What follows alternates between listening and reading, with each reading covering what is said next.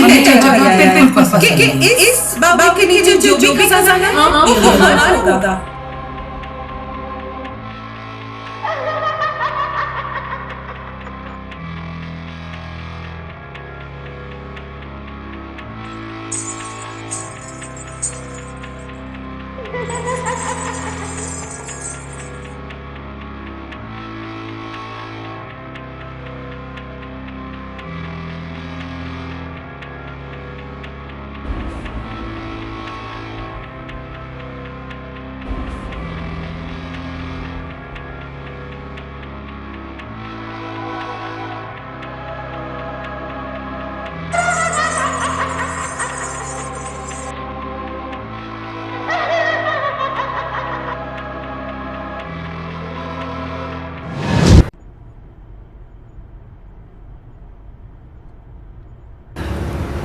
अरे उठ गए साहब।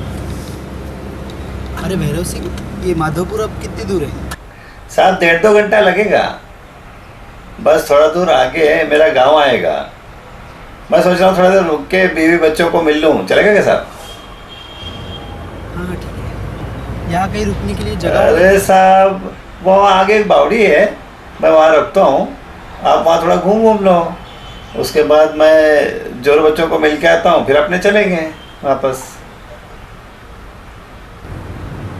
वो क्या है आगे? अरे वही तो बावड़ी है साहब, मैं वहाँ रोकता हूँ, थोड़ी देर आप टहल लेना वहाँ पे। अच्छा वही रोक दो साइड। चलो यहाँ रोकता हूँ साहब, अपना ध्यान रखिएगा साहब, मैं जल्दी आ जाऊँगा साहब। हैं, नमस्ते साहब।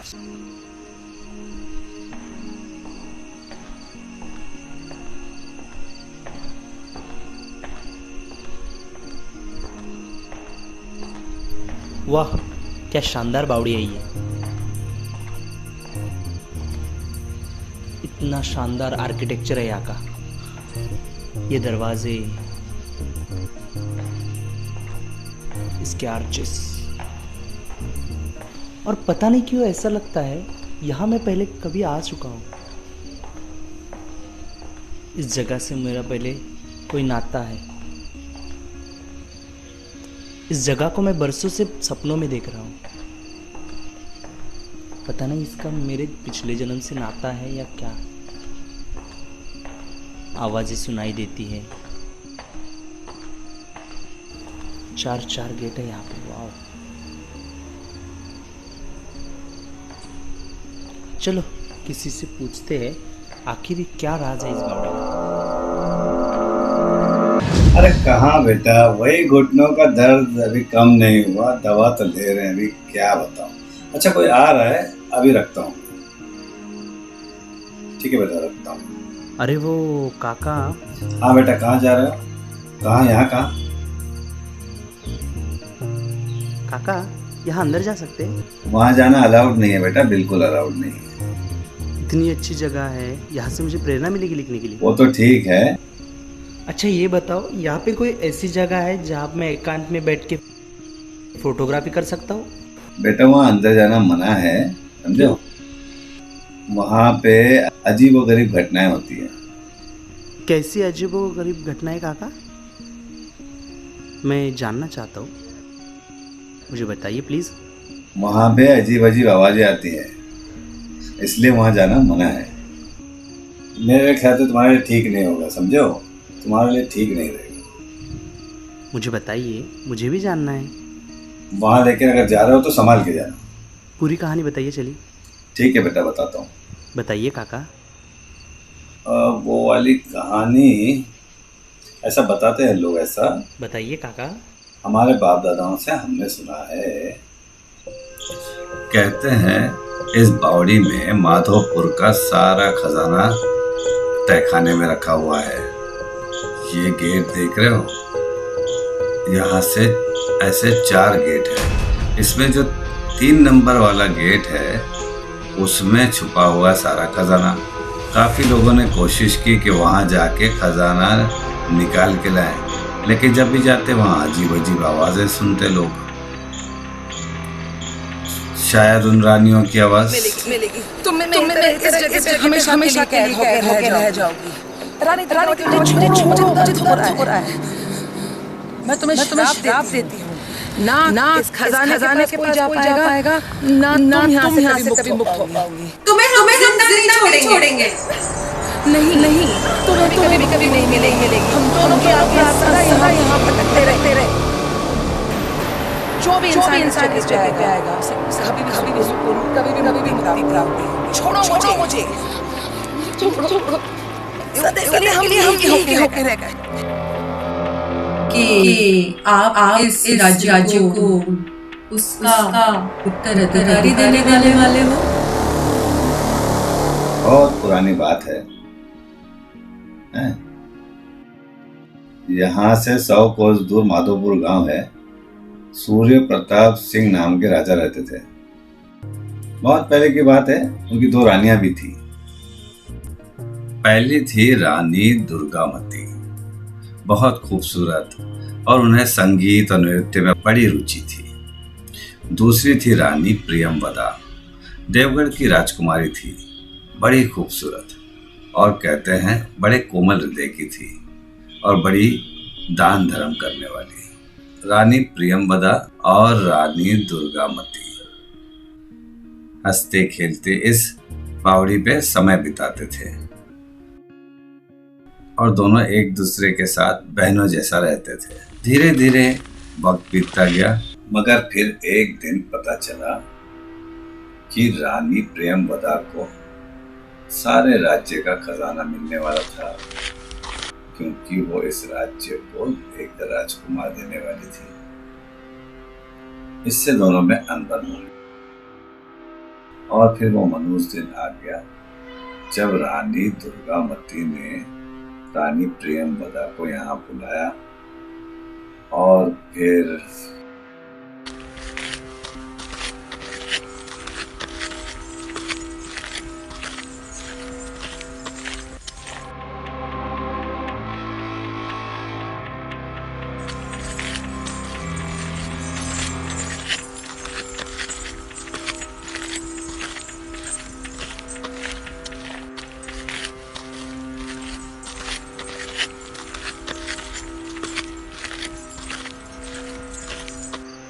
रानी दुर्गामती, आपने यहाँ हमें एकांत में क्यों बुलाया है? यहाँ पे कोई भी नहीं आ सकता है। यहाँ तो दासियों का आना भी वर्जित है। हमें ये जगह बिल्कुल पसंद नहीं है। हाँ प्रियंवदा, हमारे सूत्रों से हमने सुना है कि आप इस राज्य को उसका उत्तराधिकारी देने वाले हो। हाँ, तो ये बात तुम तक पहुंच चुकी है दुर्गामती।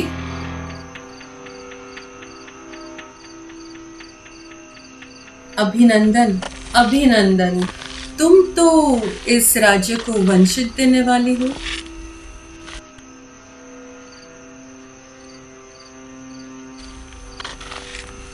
फिर से अभिनंदन, और हम ये कार्य नहीं कर सकते हैं। तो तुम्हारे लिए हमारा एक प्रस्ताव है। प्रस्ताव? क्या प्रस्ताव है दुर्गामती? आपको तो पूरा राज्य मिलने वाला है, और हमें क्या मिलने वाला है? पर हमारे अधिकारों का क्या? इसलिए हमने तय कर दिया है कि इस बावड़ी के नीचे जो भी खजाना है वो हमारा होगा, वो सब हमारा होगा। समझी तुम? उस खजाने पे सिर्फ हमारा अधिकार है। समझी तुम? और तुम हमें वचन दो, प्रियंवदा, हमें वचन दो कि आज के बाद आप यहाँ कभी नहीं आओगे, बिल्कुल नहीं आओगे। यदि हमने आपका प्रस्ताव नहीं माना तो? क्या? आपकी बात नहीं मानी तो हम ये प्रस्ताव क्यों माने? ये तुम्हारे और तुम्हारे होने वाले संतान के लिए ठीक नहीं होगा। संतान के लिए हम ये प्रस्ताव क्यों माने? तो तुम क्या करोगी? यहाँ आना तो दूर, तुम यहाँ से जा भी नहीं पाओगे।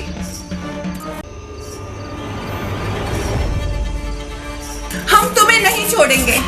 आज फैसला होके रहेगा।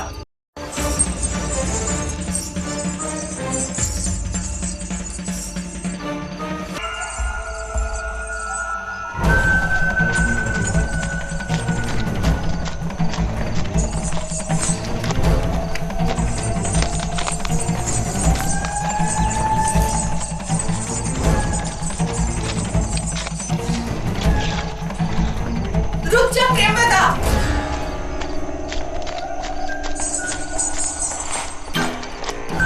रुक जाओ रानी प्रियंवदा, आज हम तुम्हें जिंदा नहीं छोड़ेंगे।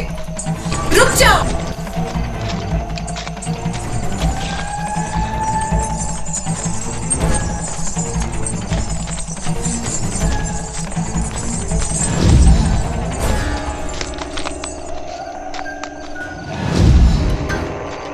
रुक जाओ प्रियंवदा।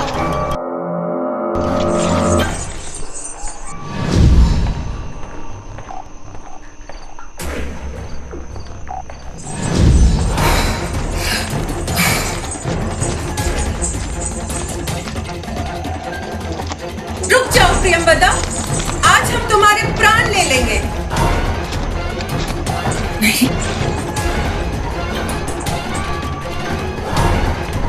यदि मैं यहाँ पे हमेशा के लिए कैद हो गई तो मैं तुम्हें भी श्राप देती हूँ कि तुम्हें भी कभी मुक्ति नहीं मिलेगी। तुम भी मेरी तरह इस जगह पे हमेशा के लिए कैद होकर रह जाओगी। रानी दुर्गावती, मुझे छोड़ो, मुझे दर्द हो रहा है। मैं तुम्हें श्राप देती हूँ, ना इस खजाने के पास कोई जा पाएगा, ना तुम यहाँ से कभी मुक्त हो पाओगे। तुम्हें हम जिंदा नहीं छोड़ेंगे। नहीं, तुम्हें भी कभी मुक्ति नहीं मिलेगी। हम दोनों की आत्मा सदा यहाँ भटकते आज रहेंगे। हम तुम्हें जिंदा नहीं छोड़ेंगे। जो भी इंसान इस जगह पे आएगा उसे कभी भी सुकून, कभी भी मुक्ति प्राप्त नहीं होगी। छोड़ो मुझे, छोड़ो। सदा के लिए हम यही के होके रह गए।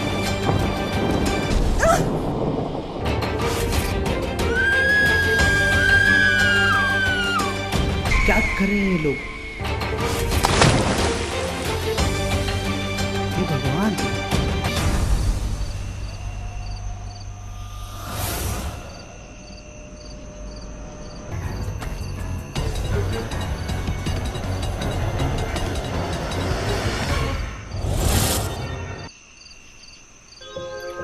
कहते हैं दोनों रानियों की आत्मा आज भी वहाँ वही दृश्य रोज दोहराती है, सदियों से।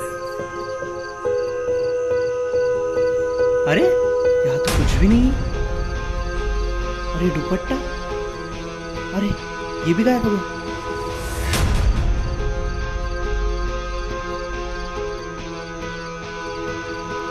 ये जगह तो सच में अजीब है। यहाँ से जल्दी निकलना होगा मुझे। चौकीदार कहाँ चला गया? जल्दी जल्दी चलो, जल्दी जल्दी चलो। लो अभी लो साहब।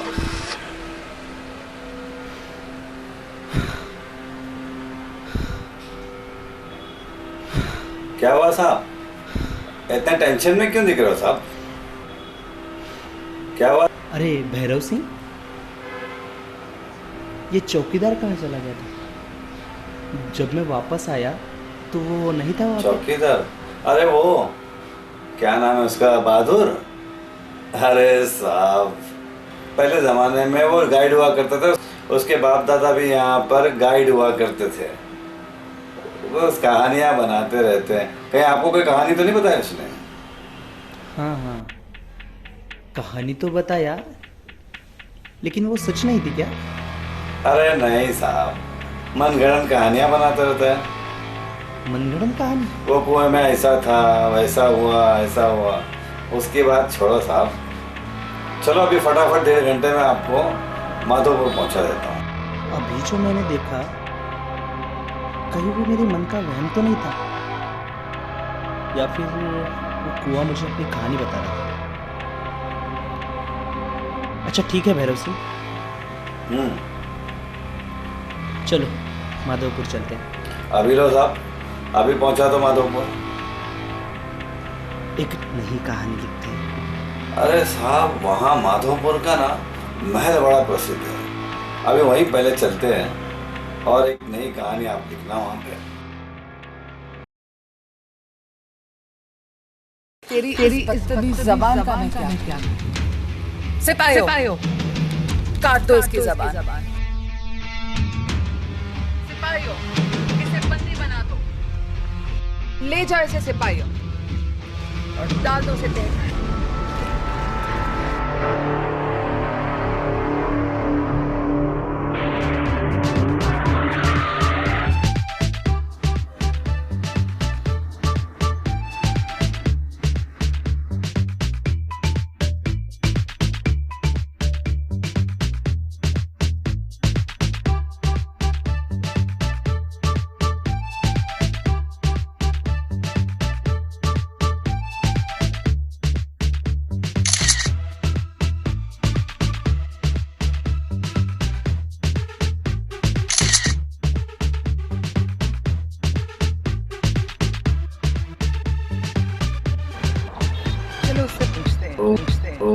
शांति शांति।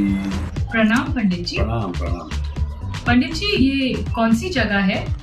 काफी एंशिएंट सी लग रही है। वो मंदिर जो है वो भी बहुत एंशिएंट लग रहा है, काफी इंट्रीगिंग लग रहा है, इंटरेस्टिंग लग रहा है। बेटा, वो बहुत ही प्राचीन मंदिर है और हमारे पूर्वज वहाँ के।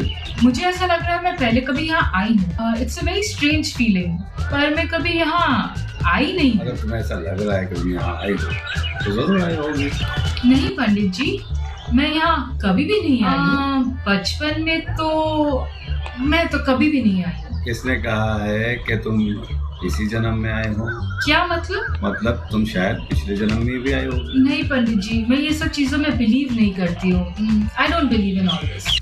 तुम्हें यकीन तो नहीं होगा, लेकिन आओ मैं तुम्हें इस राज्य की कहानी सुनाता हूँ। माधवपुर नाम का एक राज्य हुआ करता था किसी जमाने में, और वहाँ पे एक बड़ी शक्तिशाली रानी हुआ करती थी जिसका नाम था भानुमति, जो बहुत घमंडी थी। हमारे पूर्वजों से सुना है कि भानुमति छोटी छोटी भूल पर भी मौत की सजा सुनाया करती थी। उस रानी की एक सहेली थी बचपन की, जो उसकी बड़ी खास थी, जिसकी बात वो हमेशा सुनती थी और जिसे हर कोई डरता था।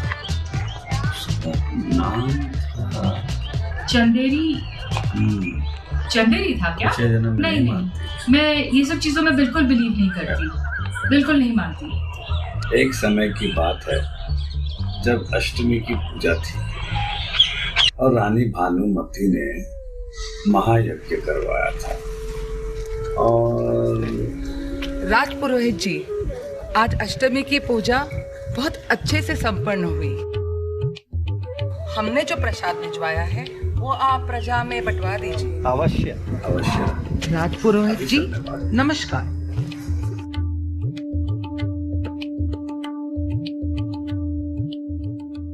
अष्टमी के शुभ अवसर पर नृत्य और संगीत का आयोजन किया गया है। रानी साहब। रानी माँ, हमें संगीत और नृत्य में बहुत रुचि है, हम भी नृत्य करेंगे। नेहा है रानी माँ, हम नृत्य करें? बिल्कुल नहीं, कदापि नहीं। संगीत और नृत्य ये तो निम्न लोगों का काम है, तुम जैसे राजकुमारी का नहीं। तुम एक राजघराने की राजकुमारी होते हुए ऐसा सोच भी कैसे सकती हो? तुम जैसे राजकुमारियों का नहीं है ये काम। क्षमा रानी माँ। तुम्हें तो ये राज्य संभालना है और यहाँ पे राज करना है।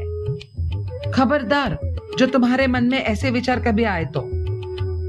क्रोध ना कीजिए रानी साहब, जाने दीजिए, क्षमा कर दीजिए। अबोध है, बोल गई, क्षमा कर दीजिए। आइए, संगीत और समारोह आपका इंतजार कर रहे हैं, चलिए।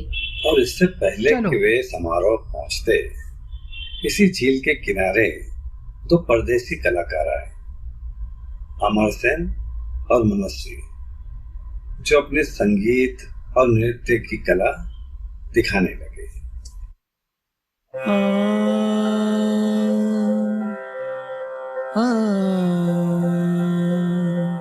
आ,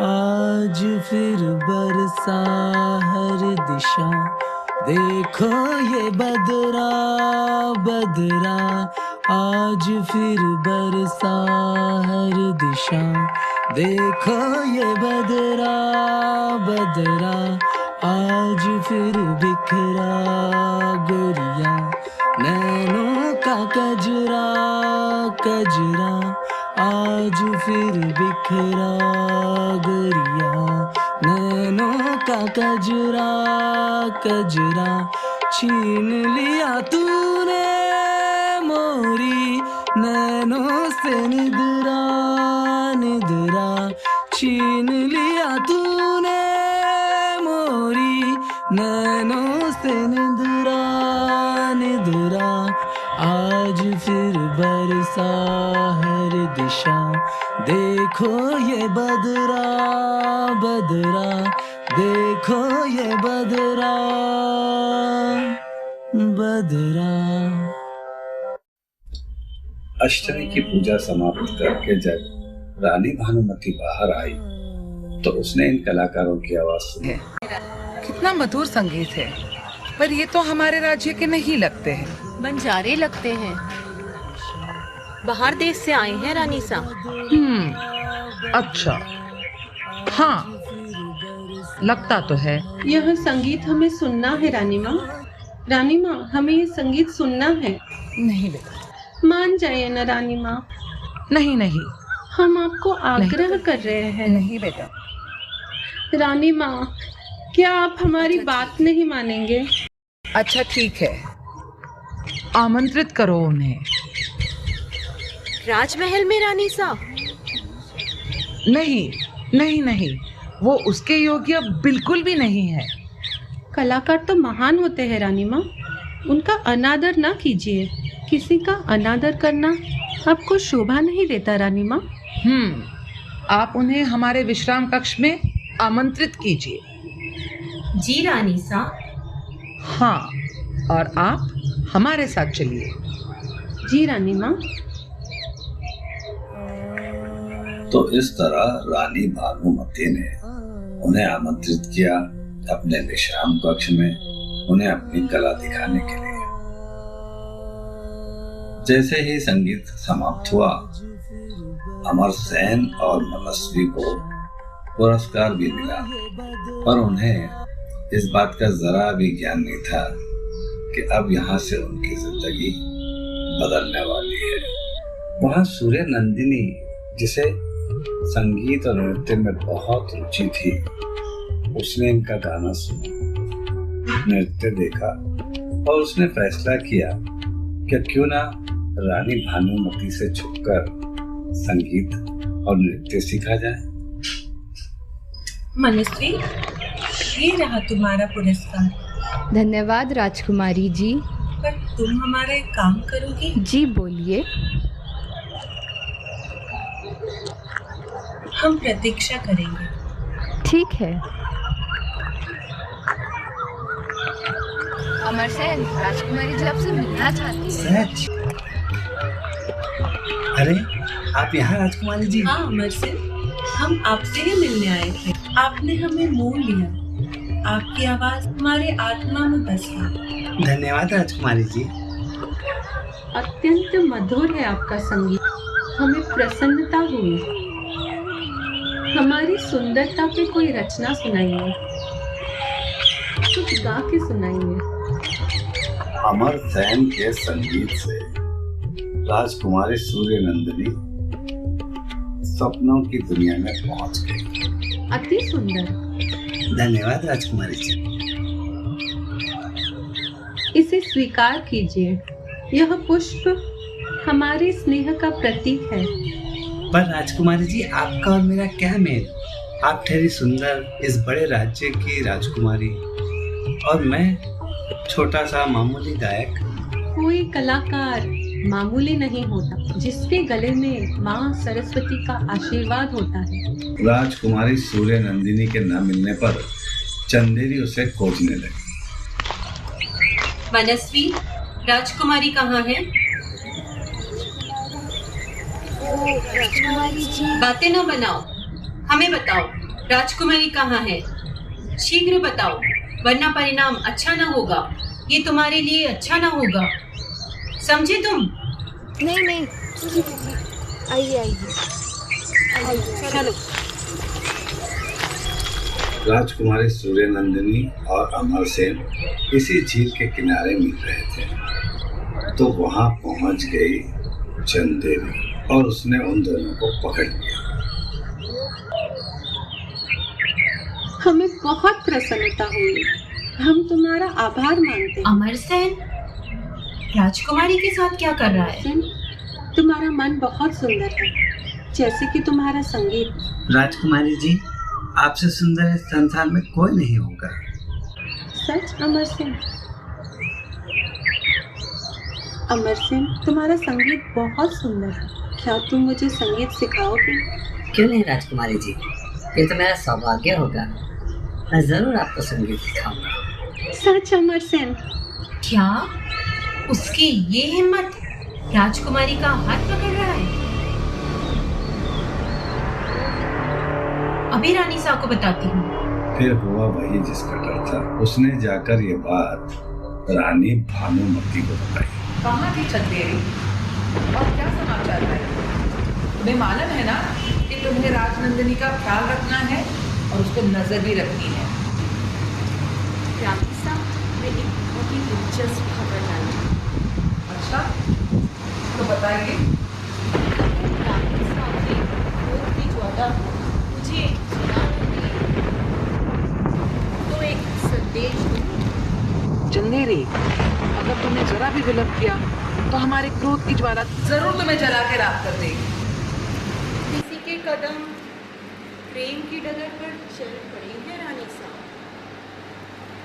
जो राज्य की प्रतिष्ठा पर दाग लगा सकते हैं। हम उस डगर पर इतने शोले बिछा देंगे, उस डगर की ओर चलना तो दूर, देखना भी पसंद नहीं करेगी।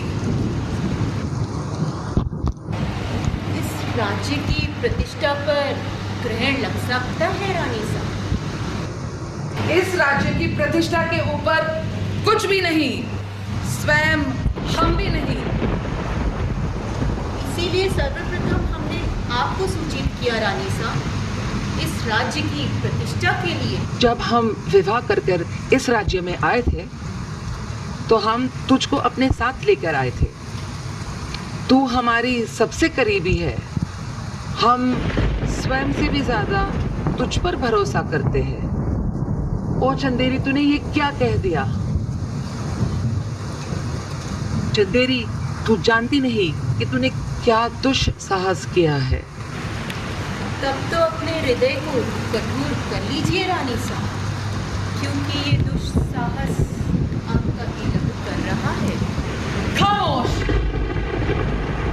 सूर्य नंदिनी हमारा लहू नहीं, हमारी प्रतिष्ठा है, हमारा गौरव है।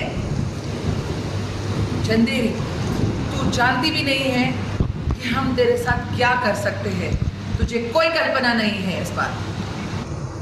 रानी साहब के क्रोध से मुक्ति चाहती हूँ, गुहार लगाती हूँ रानी साहब। अगर तू झूठ बोल रही है तो याद रख कि ये तेरा आखिरी झूठ है।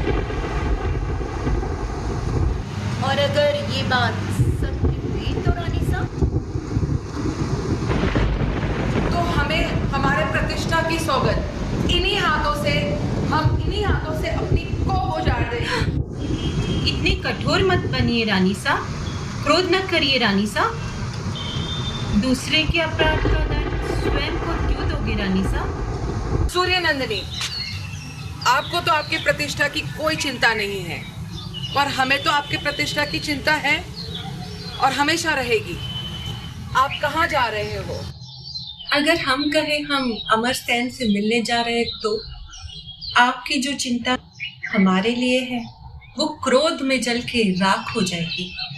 सूर्य नंदिनी, मत भूलो कि रानी के साथ साथ हम एक माँ भी है। खैर, तुम्हारे लिए हमारी चिंता कभी खत्म नहीं होगी। राजकुमारी सूर्य नंदिनी के इस रवैये से रानी भानुमति हो गई चिंतित और उसने बुलाया चंदेरी। ये चंदेरी हर जगह का इलाज जानती है। आप मुझे बस आदेश तो दीजिए। तो कोई योजना है तुम्हारे मस्तिष्क में? हाँ है तो, पर मुंह मांगा इनाम लूंगी मैं रानी साहब। तुम्हारे लिए तो हमने उचित इनाम सोचा, पर योजना तो बताओ। और जब अमरसेन राजकुमारी सूर्य नंदिनी से मिलने गए तब एक षड्यंत्र रचा गया। आज अमावस्या है, इसलिए हमने ये घूंघट डाला है। राजकुमारी जी, आपने मुझे इस पहर इस जगह कैसे स्मरण किया? हम तुम्हें और तुम्हारे संगीत को अपने हृदय से भुला नहीं पा रहे हैं। सच राजकुमारी जी, मुझे तो विश्वास ही नहीं हो रहा। हम कल सुबह की प्रतीक्षा नहीं कर पाए। राजकुमारी जी, ये आप क्या कह रहे हो? आपके स्वर थोड़े अलग लग रहे हैं। इसीलिए इस पहर बुला लिया। मुझे तो विश्वास ही नहीं हो रहा। एक आखिरी बार हमें संगीत सुनाओ जिसने हमें व्याकुल कर दिया। जब राजकुमारी सूर्य नंदिनी वहां पहुंची तो उसने अमरसेन को किसी पराई स्त्री के साथ देखा और वे उसे संगीत सुना रहे थे। यह देखकर राजकुमारी सूर्य नंदिनी का हृदय टूट गया। अमरसेन, आज का ये मिलन हम दोनों के लिए अविस्मरणीय होगी। ठीक है राजकुमारी जी, अब हम चलते हैं। शुभ रात्रि।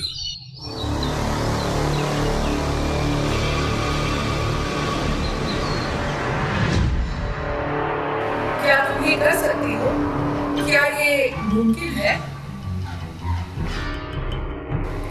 जी रानी साहब, आज तक इस संसार में ऐसा कोई नहीं जिसकी आवाज चंदेरी ना निकाल सके। इसीलिए तो चंदेरी तो मेरी खास हो। राजकुमारी सूर्य नंदिनी को उदास देखकर रानी भानुमति को बड़ा गुस्सा आया। कुछ नहीं रानी। क्या हुआ सूर्य नंदिनी? आप इतनी उदास क्यों दिख रही हो?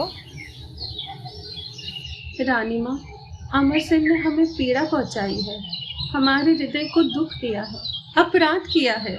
रानी माँ, अमरसेन ने बड़ा अपराध किया है। तो हमें उसे क्या दंड देना चाहिए? जो आपको उचित लगे वह दंड दे दीजिए। अब रानी भानुमति को मौका मिल गया अपनी क्रूरता दिखाने का और उन्होंने वही किया। अमरसेन, हमारी दरिया दिली का आपने ये परिणाम दिया? हमने तो आपको इनाम दिया था आपके संगीत के लिए। नहीं रानी साहब, आपको संगीत का इनाम तो मिला था। अब आपने इस राज्य की राजकुमारी के साथ प्रेम करने का सपना ही सजा लिया। नहीं रानी साहब, मैं तो उन्हें केवल संगीत सिखा रहा था। ये सत्य है रानी साहब, अमरसेन बहुत साफ दिल के हैं। ये उन्हें सिर्फ संगीत सिखा रहे थे। अमरसेन, तुमने बहुत बड़ा अपराध किया है। कैसा अपराध रानी साहब? क्या इस राज्य में संगीत अपराध है? हम केवल साधारण कलाकार हैं, अपनी कला दिखाने आए हैं और हम इस राज्य से दूर चले जाएंगे। हमें क्षमा कर दीजिए। क्षमा? तुम्हें तो दंड मिलेगा और हमारी राजकुमारी भी यही चाहती है। जी रानी माँ, आपका फैसला उचित है। सुना, राजकुमारी भी यही चाहती है। पर रानी साहब, ये अन्याय है ना? तुम चुप रहो मनस्वी, वरना तुम भी दंड की पात्र बनोगी, समझे तुम? सिपाहियों, इसे बंदी बना दो। रानी के सिपाहियों ने अमरसेन को बंदी बना लिया और फिर शुरू हुआ उनकी क्रूरता। इसे मार मार के ठीक कर दो। हमें इसकी चीख सुनाई देनी चाहिए। राजकुमारी से प्रेम करोगे? हाथ पकड़ोगे? इसे तब तक मारो जब तक ये मौत की भीख न मांगे। हमें इसकी चीख की आवाज बराबर सुनाई देनी चाहिए। इस राज्य में प्रेम करना चाहते हो? इसे तो हम कभी माफ नहीं कर सकते, कदापि माफ नहीं कर सकते। रुक जाओ, इसे जीवित रहने दो। नहीं, भानुमति को उस पर दया नहीं आई, बल्कि वो चाहती थी वो जीवित ही मगरमच्छ का खाना बन जाए। जीवित है कि नहीं, दिखाओ इसे।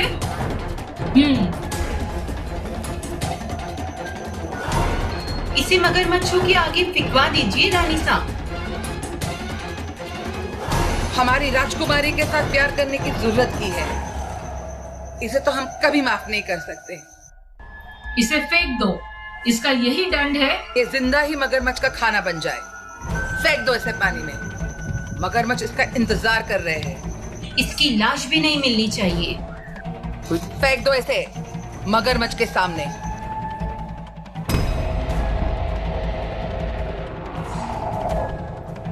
हम उसके चिल्लाने की आवाज सुनना चाहते हैं। ये नजारा बहुत सुंदर है।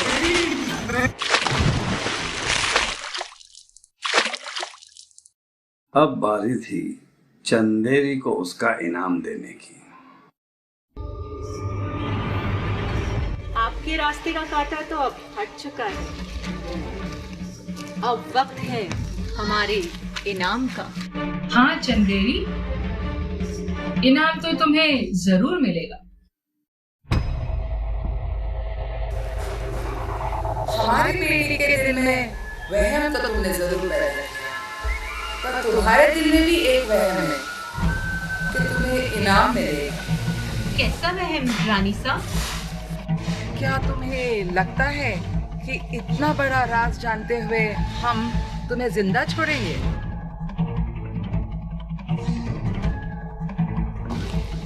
क्या मतलब रानी साहब इस बात का?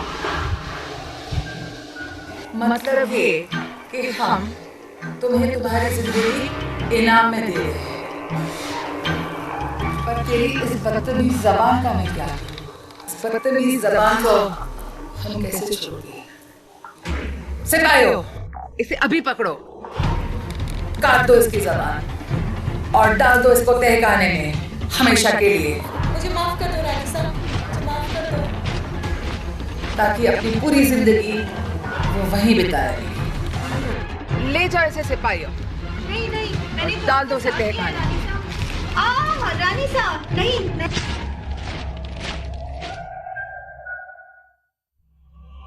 इस राज्य की प्रतिष्ठा के ऊपर कुछ भी नहीं, स्वयं हम भी नहीं।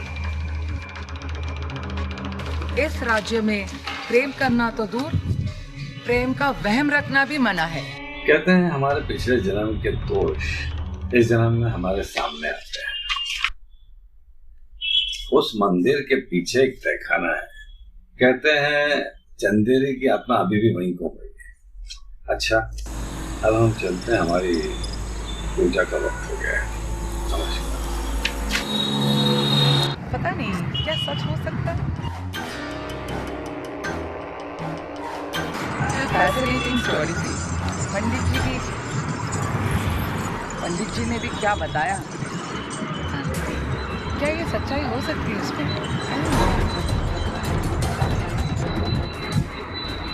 प्रसाद लीजिए। हाँ, of course. Thank you. Thank you.